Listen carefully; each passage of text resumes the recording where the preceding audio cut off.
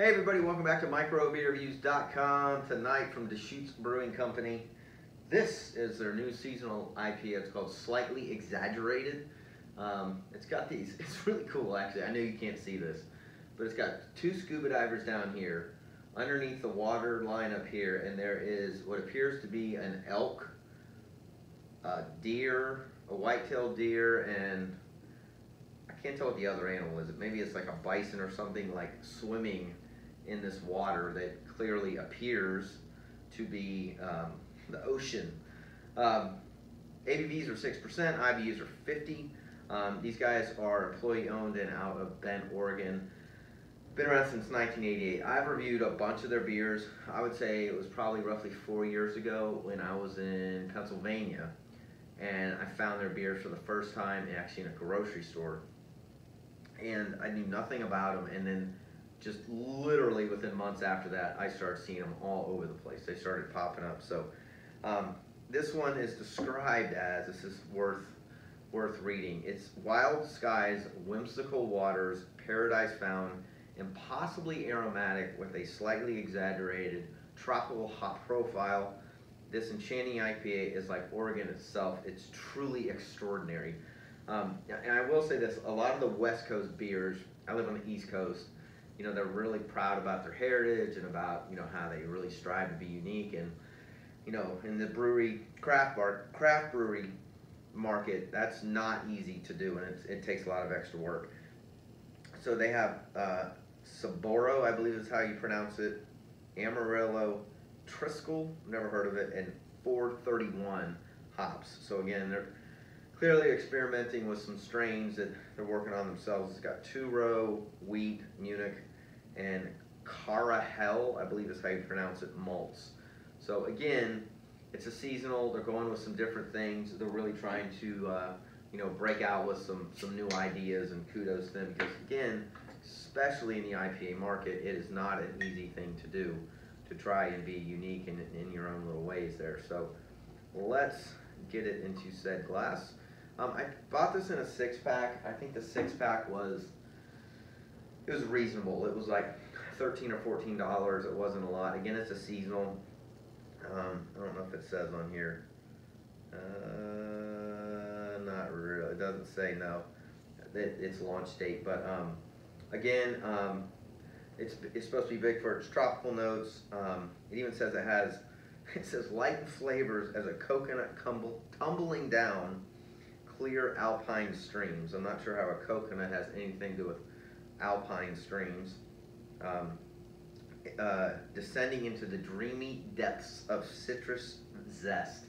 So, very interesting explanation. So, it reminds me of like a hazy IPA. It's got a yellowish color to it, not much of a head on it. It's cloudy, but it's not like, there's nothing floating around in it. There's nothing on the bottom of the glass. I realize this is not a very good glass for that, but it's not crystal clear is the point. All right, so this is interesting. The zest. It smells kind of like a lemon zest-ish. It's very, the hop background smells something a little bit like Centennial, Galaxy, herbally, earthy, pininess, no booziness. It's only 6%. It shouldn't be. IBUs are 50. It's kind of boring, but it has this very sharp, kind of citrusy blend to it. That's the tropical notes.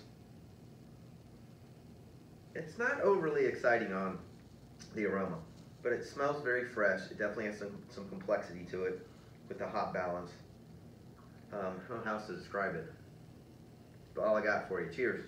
Let's get into the glass.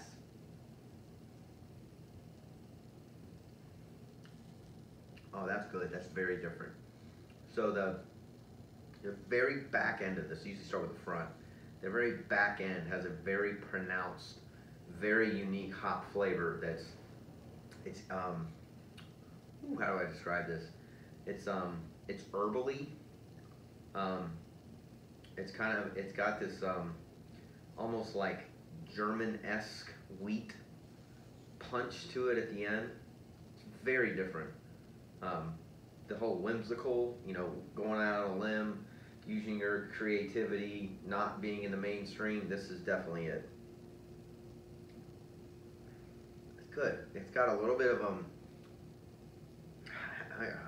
I would almost describe it as like almost like a sweet tart at the very beginning. It's kind of sugary, but it goes away really quickly and kind of sets your palate up for the hops. And then it has, again, a little bit more of a breadiness and a little bit more of a weedy type finish that you're not expecting. It's very, very different. I've been very impressed with some of the IPAs I've found in the last couple of months because they're very, very unique. They're not what I call the go-tos. They're not the ones that, you know, you go in the store and you immediately say, I want that again. This is one where it separates itself. It's fresh.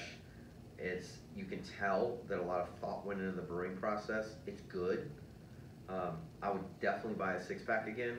It's not something that I would drink on a regular basis, but this is, again, something where I was trying to tell you, where I could say to somebody, hey, have you tried this IPA before? And a lot of guys that I know would go, oh, yeah, whatever, I don't need to try another IPA. I've got 8, I've got 12, 15 that I like. Why would I want to enter a new one? They might really entertain this one. It's unique. It's light in its presentation. It's very drinkable. The finish is really cool. So kudos to Deschutes. They hit on something that is not easy to do in this market. Trust me, I've been doing this for a long time. So kudos to them. We rate our beers from 1 to 5. I would give this a 3.5. I'd definitely buy it again. For the price point, it's a good deal. And again, it's unique enough that I think it's worth trying. So as always, we appreciate you watching. If you haven't already, leave comments on our YouTube channel. If you've tried it, subscribe. Upload all the time. We'll see you again real soon. Cheers.